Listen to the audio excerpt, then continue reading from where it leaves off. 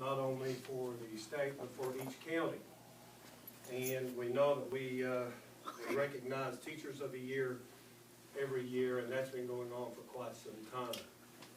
But I certainly am proud of this recipient, the recipient who will receive a plaque from the State Department of Education tonight. She has just recently moved to the central office as a secretary and has moved here from Buffalo Middle School. And we were hoping to have Mrs. Ryder, the principal at Buffalo Middle School at this time, here to speak on behalf of this recipient. But we do have someone, I think, that can certainly carry the load in Mr. John Wogman, who was the former principal at this school that our recipient worked at before Mrs. Ryder took over. Mrs. Ryder did give us some words that Ms. Hurt is going to present a little later. But I would like for you to stand and recognize our recipient for Wayne County Service Personnel Employee of the Year, Mrs. Darlene McCoy.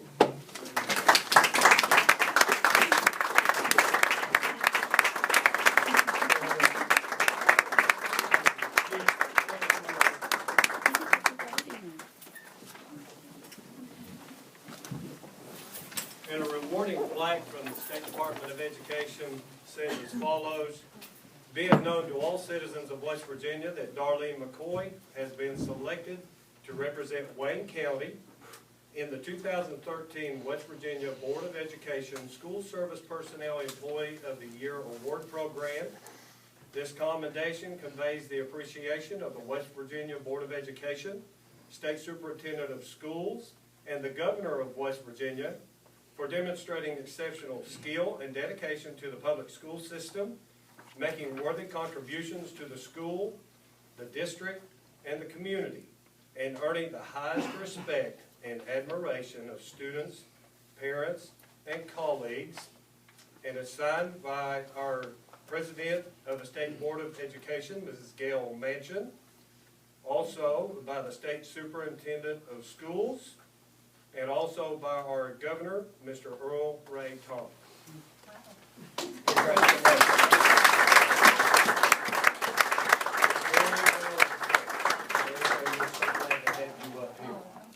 I'm sure it's Buffalo Middle School, so we're certainly glad to have you.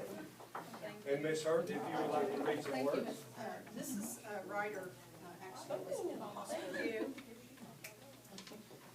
Mrs. Ryder was actually in the hospital today. She's having some problems. She emailed this to me this evening, and she said the main thing I wanted to say is that Darlene is very passionate and driven. When she commits to a project, person, or idea, she formulates a plan and executes it. If she hits a roadblock, she's very quickly paves another road to ensure completion. She's very deserving of this honor, and no matter where she works, she's still a part of the Buffalo Middle fame. Once a Bison, always a Bison. She was very disappointed that she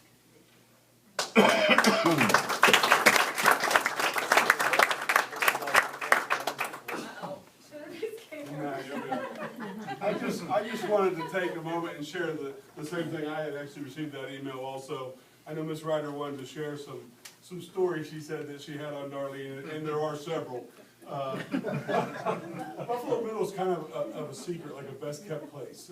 There's several people who've come through there that have moved on to several places, whether it be the State Department or what have you.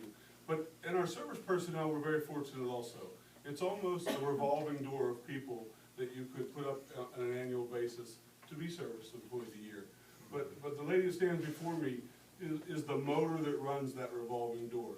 She's always the one who's right out front, met the public, was the face of the school. I know that when she left there just recently after being there, 8 years, I had some parents ask me, who's going to take care of our children?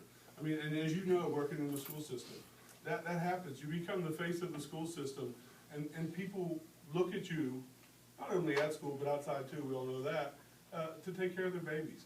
And this was the one. You know, anything they needed, this was the first one. If the mothers or fathers needed to get them, this was the lady they contacted. And to me, she was everything. She was my support, my lifeline. and she was a great buffer for me. And one of the best assets she ever had, and it's probably not, when you hear it, it may not be the way you'd want to think of it, but the sense that she was able to take an angry parent and make them feel comfortable. She would bring, they would come in and they could, you know how they are, they're exasperated, they come in, they're so frustrated, and they just want to be heard. And she would listen, but not only would she listen, she'd make them feel welcome, offer them a cup of coffee, change the TV if they wanted the TV because we had the news on, if they wanted to watch something otherwise. She would just make them feel comfortable. And then by the time they saw one of us, you know, a lot of times their anger was gone and it was just time to talk. And so she's a reason for that. And I probably had them in daycare. Yeah, she probably, and that was the other part. She used to work along on that, and she had about everybody else in daycare. So there's not a more deserving individual this year, if not many years. So Thank you, congratulations. Mr. Waldman.